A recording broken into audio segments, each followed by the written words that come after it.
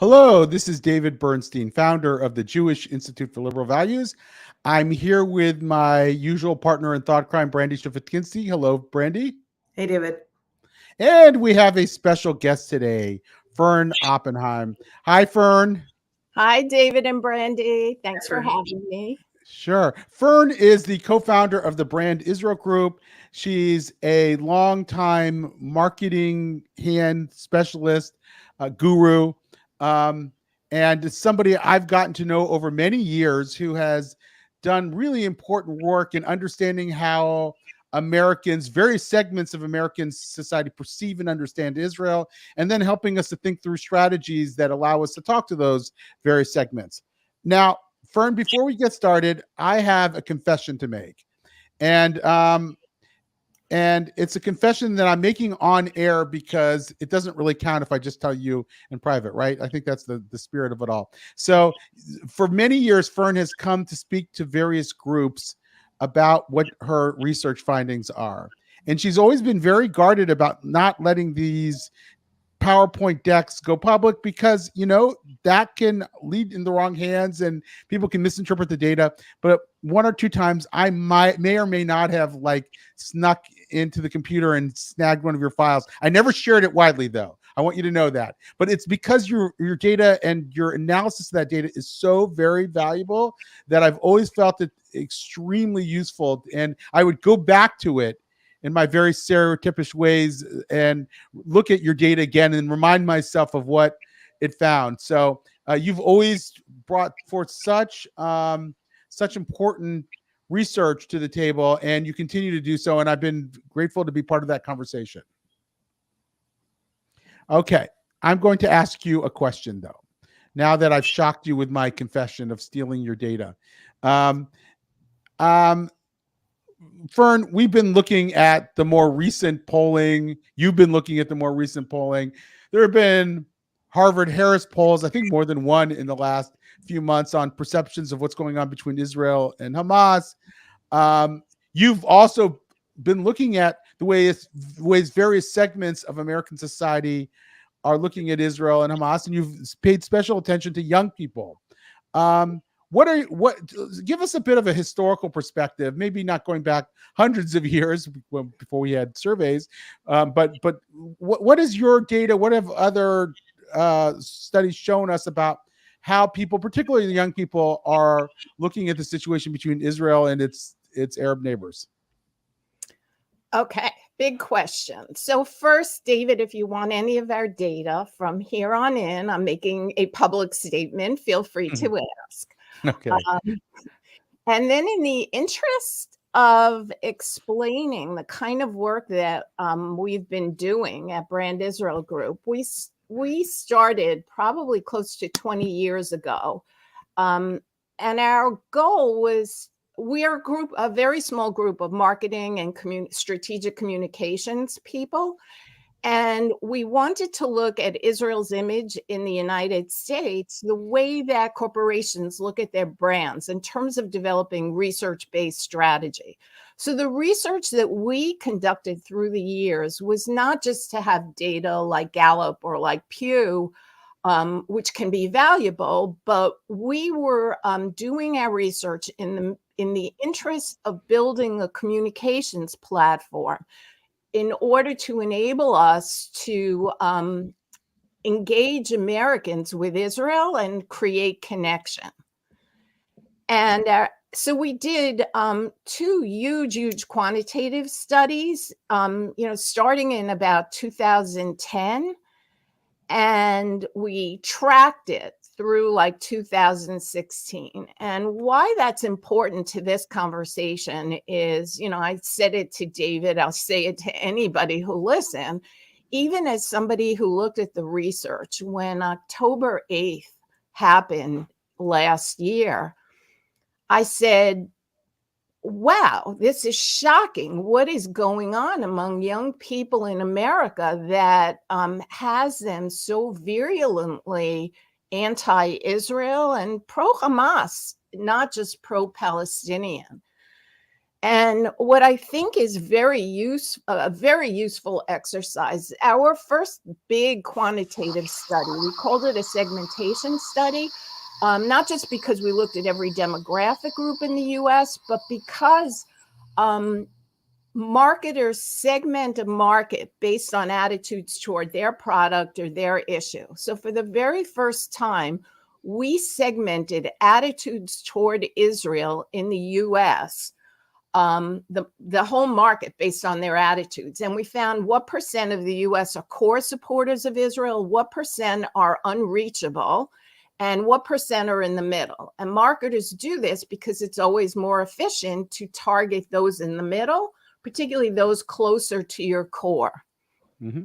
And what we found out that is so relevant as I look at what's going on today is, and we found this both in 2010 and in 2016, is that for college students, for young Americans, for Americans in general, but certainly for the younger cohort, the overwhelming majority, we're talking 75 to 80% of young people were in the middle in terms of Israel. And it was easy to understand. We also spoke to them.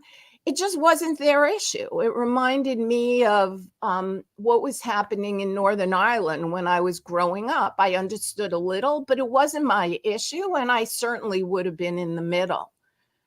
And what we were looking to do when we tested different communication approaches were ways of reaching those people in the middle.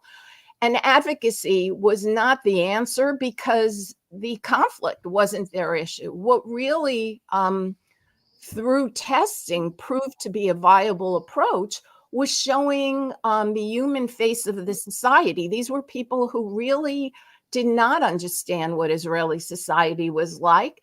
And when you gave them context within which to understand the society, you could create connection. Cut to October 8th. And what we've seen, and this is not our data now, this is me looking at everybody else's data, is that such a significant percent of young Americans, college students, now are on the Hamas / Palestinian side of the equation and have become unreachable. And what that means is the middle has collapsed, and communication efforts, therefore, are much less likely to succeed because basically because of the current environment, and we can get into that more, they have found a way to make the Palestinian issue relevant to younger Americans, and they are now unreachable in terms of communication about Israel. Let me press you on that a little bit about how the middle has collapsed. Okay, so a lot of times the questions, it seems to me, at least the way that they're presented in the slides that you receive from Harvard, Harris, or whoever else is doing the polls, it looks like they're posing a binary. On the one hand, do you sympathize with Israelis? And some percentage will say yes. Or do you simply sympathize with Hamas? Now, I don't think that they're asking, do you sympathize with Palestinians? So Hamas may be a stand-in for Palestinians in that. But I don't see a lot. Maybe you have a more sophisticated reading of the surveys that suggests that there's not a middle there. They're just people given a choice, they hit one box or the other. Do you think that what makes you think that that the middle's collapsed? That's a great question. When we did our studies, we were very careful it was like 5-point scale, and people were able to say neither side, kind of not my issue. And that's where we found a healthy majority in the middle in the past. The studies that are coming out now, some, as you say, are just the which side, which is gives you less meat to analyze. But there are studies today, like the Siena poll that came out. I'm trying to remember, I think the Quinnipiac one does the middle. And no matter where you look, you see support for Hamas or Palestinians, depending on how they're asking the question, has gone up. And for those studies that show a middle, the middle has shrunk. That to the degree the middle has shrunk, it is significant because support for the Palestinian side has gone among young people, from around the 10% range to around the 40 to 50% range. So logic dictates, even when you're not analyzing it, that the middle is shrinking. But even among the polls that are measuring it, you see it very clearly. So does that indicate a failure then in the communication to reach that middle at some point? Because it seems like then there's another side, the anti-Israel side, that was able to reach, the people that maybe were like, okay, it's not my issue, because now all of a sudden it is their issue. So that's exactly like what I'm trying to suss out at this point. Because in 2010, in 2016, there certainly was a pro-Islamist narrative on campus about Israel. And the question is what's changed in the environment. And I'll give you this is Fern's perception, not the research, although the research is really beginning to kind of confirm it.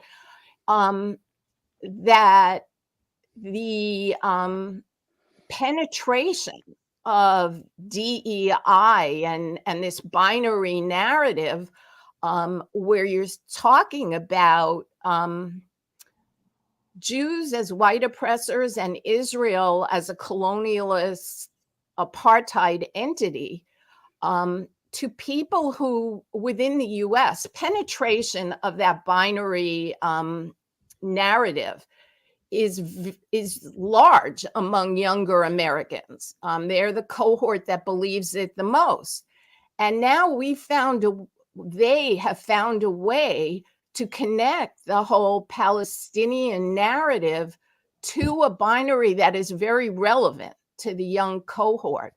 So your question is exactly on point. I think what's happened is with the penetration of that culture, all of a sudden this issue has become relevant to them in ways it hadn't been.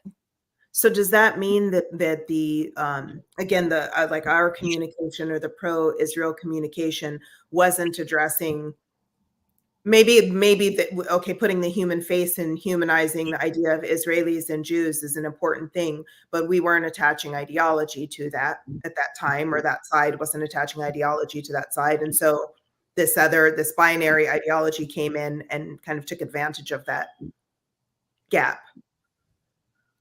Yes, I think that's 100% the case. I think that if we were not living in this culture right now, probably what you're saying would have continued to exist. We would have presented this side of Israel that we wanted people to see. They would have, done their thing and their narrative, and the middle, for the most part, would have stayed in the middle. Like we saw erosion among young human rights college students, given the Palestinian narrative of Israel being a human rights abuser. That was slowly eroding perceptions. But to the degree that we're seeing now, I think it is that this culture has made it relevant. And otherwise, we would have been just doing what we had been doing up until now. And yes, I think that the Israeli narrative has never penetrated the culture the way that this has.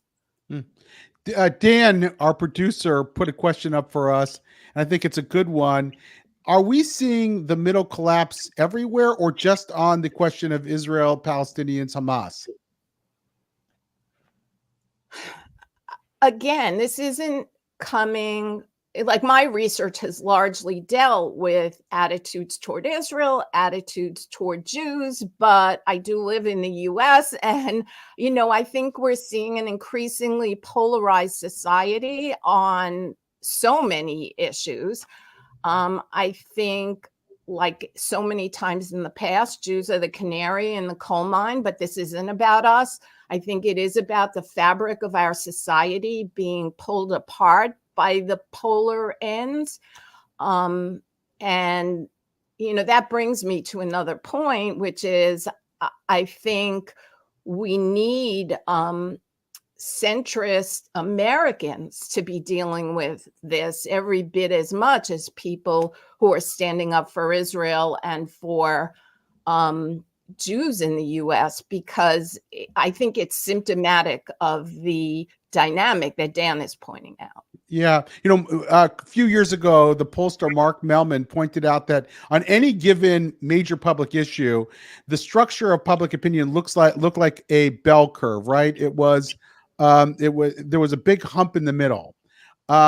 Today, the structure looks more like a double humped camel on a lot of these issues. And this may be symptomatic of that larger polarized discourse, as you're saying. But I guess what my question though is, I'm looking back at the 1960s, the radical 1960s, when these are people older than me. These are the boomers, and they're shifting political attitudes. And it seems to me that many of them, some of the people wearing with long hair and flower costumes and so forth in their campuses are now wearing suit and ties and dresses and high heels and everything else. The boomers became less radical over time. They were normalized. They joined the market economy, what have you. What makes us think that trajectory is not going to happen with today's radicals? Okay, so this is the discussion / argument that I've had with my husband. He says what you say.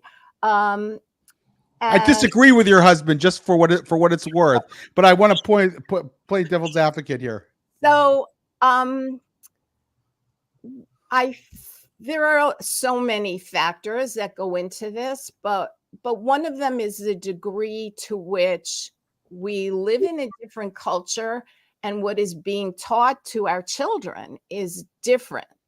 So it's, from what I see, it's no longer you get onto campus and you're exposed to some radical ideas and you accept some, you reject some, and then you go on and live your life and things evolve.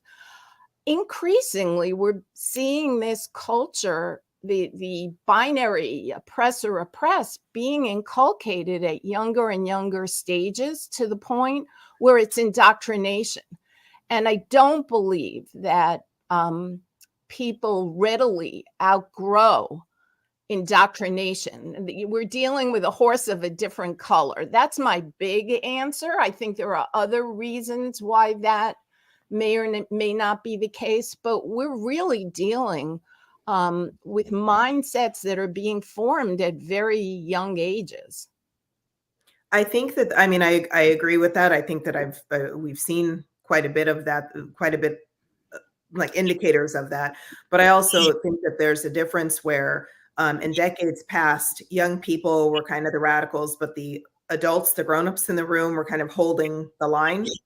And now what's happened is the adults are leading a lot of the radicalization, at least in terms of schools. 100%. 100%. Yeah. Yeah, I'm seeing that too. It's interesting how this dynamic is playing out, though. Like, I still think if you look at the polls and the surveys on these ideological attitudes, they're still relegated to a relatively small percentage of society. So as much as they've spread and they've jumped the lab from the university into the broader bloodstream of society, they're still relatively marginal, at least percentage-wise. They're a loud voice, but they're not the dominant voice.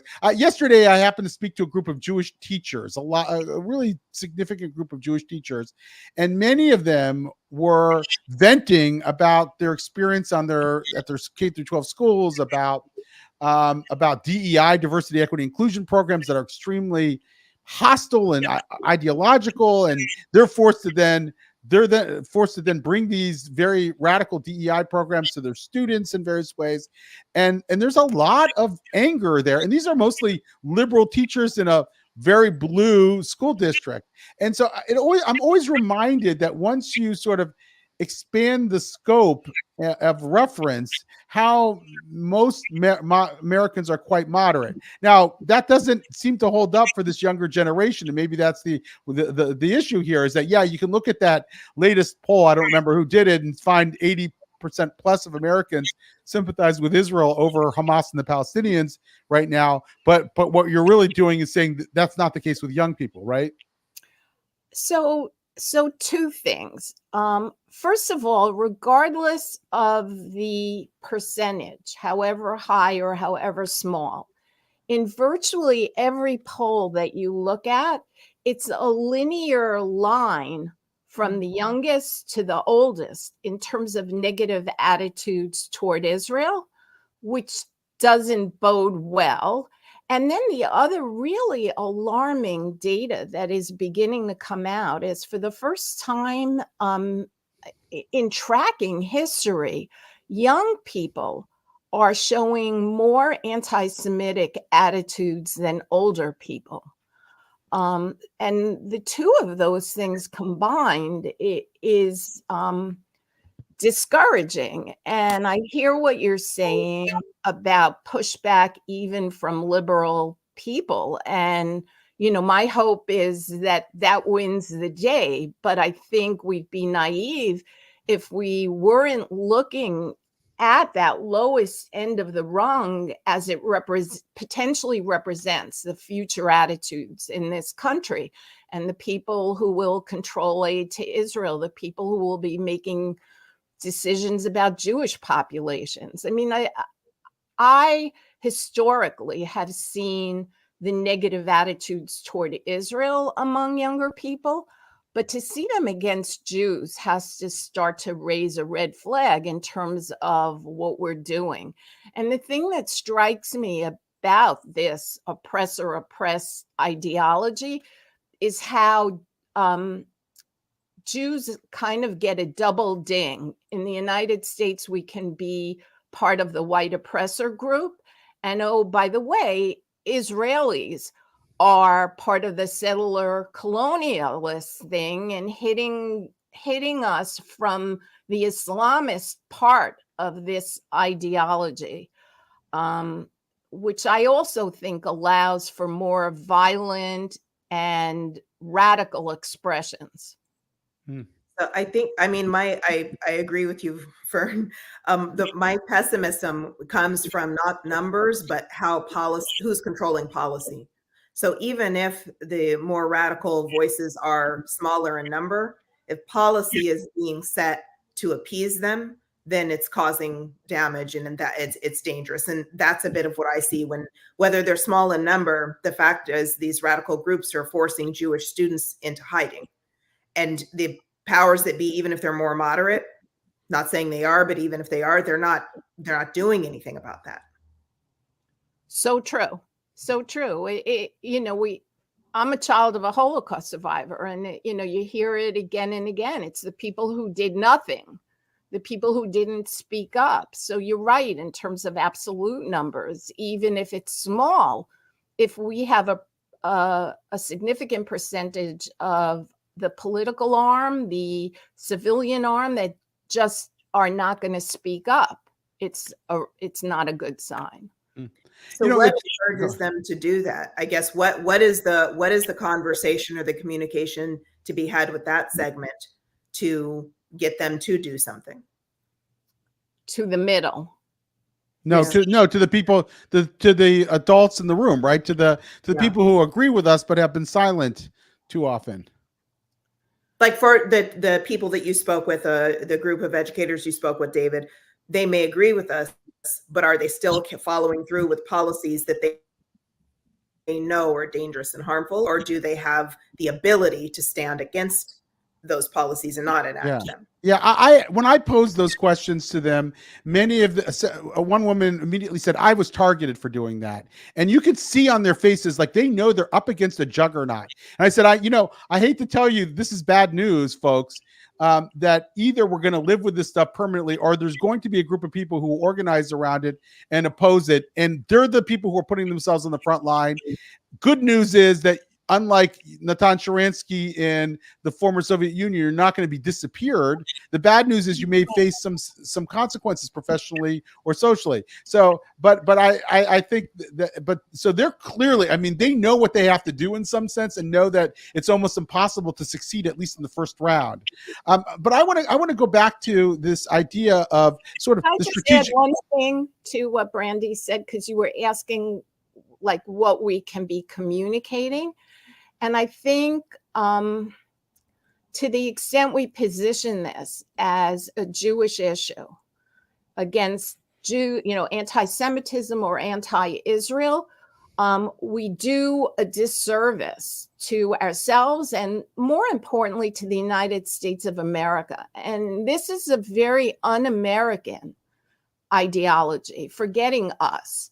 And I think in terms of communicate, and we're small, we're tiny people, even if we said exactly the right thing, it's a drop in the bucket. And so I think this has to be positioned in terms of un-American, not the values this country was founded on, and finding allies who are willing to speak up in that regard. Yeah, you're speaking our language, Fern. Exactly how we look at it. So in terms of the strategic implications, though, if the middle is truly being hollowed out on some of these issues, maybe not everywhere, maybe not equally, it's then the question is, who are you targeting?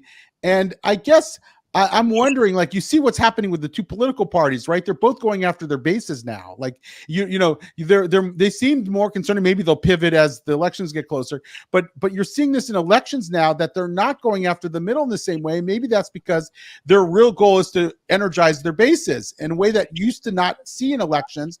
And I'm wondering if that's sort of a proxy for the strategy that we're talking about here. Maybe ultimately we have to spend more time energizing our core friends and ourselves, the people who already agree with us, and get them to speak out, and spend less time worrying certainly about the other side, but even about the middle, if the middle is too amorphous and is not really defining itself in this discourse. Yes, but I think to something Brandy was saying before, I mean, our base may not even realize they're our base, because they're not paying as close attention as we are to the way that our values are being trod upon. So yeah, David, I think that's great. We have to do it, but I think we have to create awareness of what's happening to the values for people who are just going about their lives and working, and not coming smack up against this at a school board meeting or, whatever. And it's hard to make these kinds of things relevant when people care about the economy, about putting food on the table. But yes, it makes sense. But I don't think that we inherently have this base. I think we have to make people aware they're part of this base also. Yes, indeed. And it seems like we're at the very early stages of a movement that is sort of organically forming, but is still poorly defined, where whatever it is, whether it's a movement for the rebuilding the center or a movement for restoring liberal values, however it's defined, it seems to me that we're just in the very early stages of trying to figure it out. I mean, I'm seeing all of a sudden all this opposition to diversity, equity, inclusion that even 3 or 4 months ago was unheard of.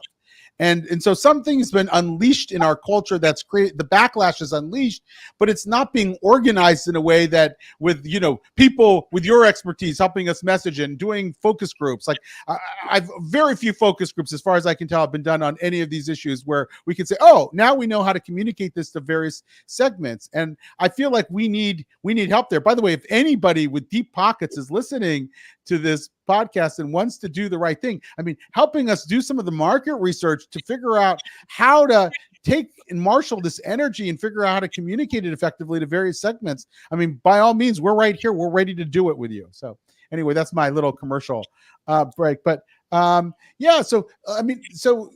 what's next, Fern? And we'll end it there. What's next for the research that needs to be done and that you'll be doing to make sure that we know how to proceed? I think what you said is true.